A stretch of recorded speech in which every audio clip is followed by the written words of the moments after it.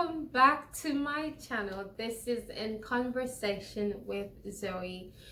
We talk about everything with the aim of improving positivity and good communication skills.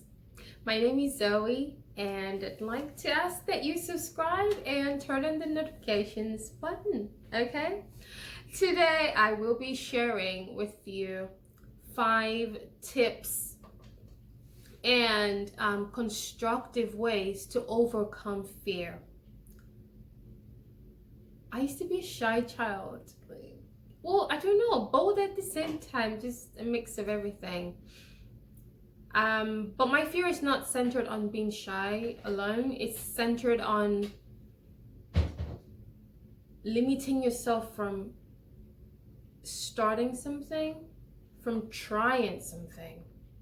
Here's 5 ways that you and I can overcome fear.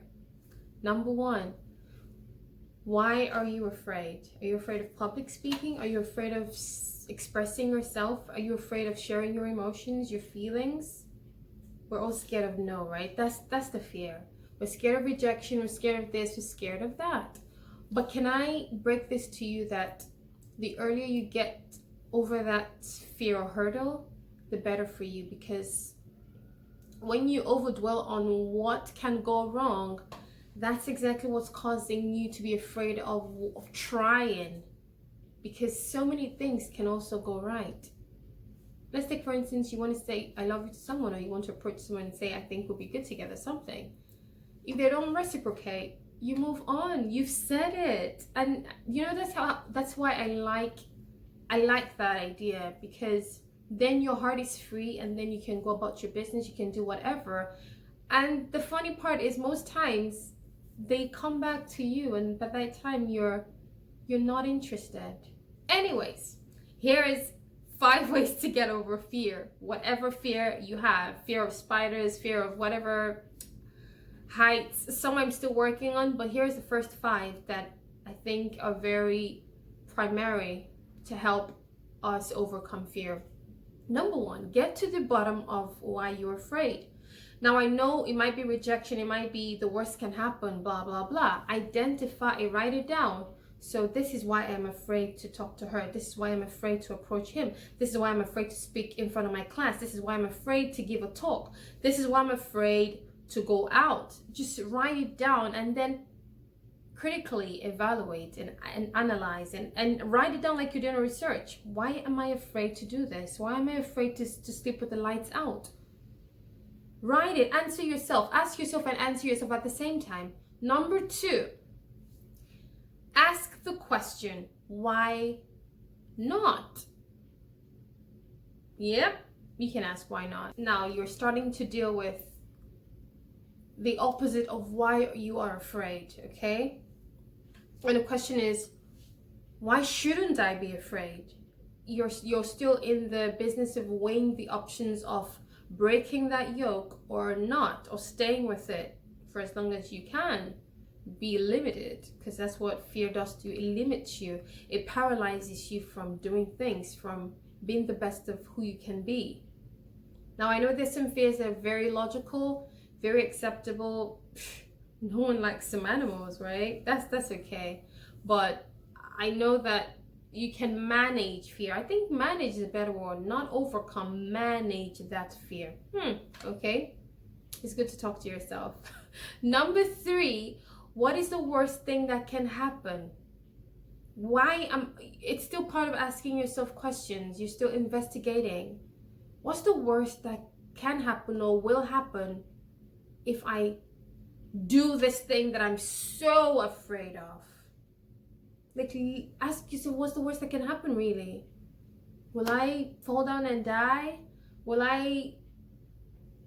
will happen really? Will everybody hate me in the world? I mean, it's just one person that you're telling I love you or I want to be with you. It's not the whole world. And even if the person was stupid enough to put it on social media, so what? I'm just saying, right? You're just speaking in front of your class. How many are you in your class? Are you up to 50? I don't think so. So that's 50 people. Even if they told 50 other people, we've got how many billions of people in the world? So you see my point? What's the worst that can happen? Anyways, I'm running through number 4. Try it. So now we have investigated, we have done our research very well. We've carried out focus group discussions, ethnographic research, and so on and so forth, done quantitative and qualitative, and now you want to start proper work. So the next step would be try it. Baby steps. I believe in baby steps so much, but clearly stated baby steps. So clearly start it. Try it, do it, confront it, whatever it is, just try it, okay? That will help you overcome or manage that fear of whatever it is. Number 5, talk about it. Leaving radio, leaving TV was a huge step for me, but how I could overcome the fear of not being that relevant in that field was me channeling my energy and my skills and experience into this video, into a YouTube channel, which is continuity. And continuity is something that you have to embrace if you have to overcome fear, maybe fear of redundancy, fear of being underappreciated, fear of being ignored, fear of anything, fear of not being relevant, fear of everything, fear of animals, fear of rejection, and so on and so forth. You have to try, you have to keep doing it. Practice makes perfect. I don't think there's any 3-word that I believe in so much, apart from I love you, than practice makes perfect. It is so deep, so good, honestly.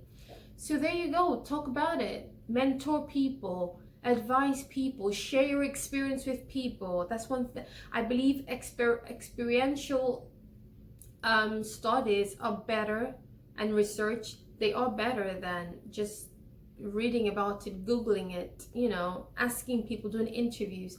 I believe in ethnographic researches, putting yourself in that shoe, like living through it. That's the best form of preaching or correcting or advising people. When you've done it, been there, done that, got the t-shirt, you know, got the signature, then I can listen to you. That's why I prefer to be under the tutelage of teachers, tutors, preachers that have gone through stuff.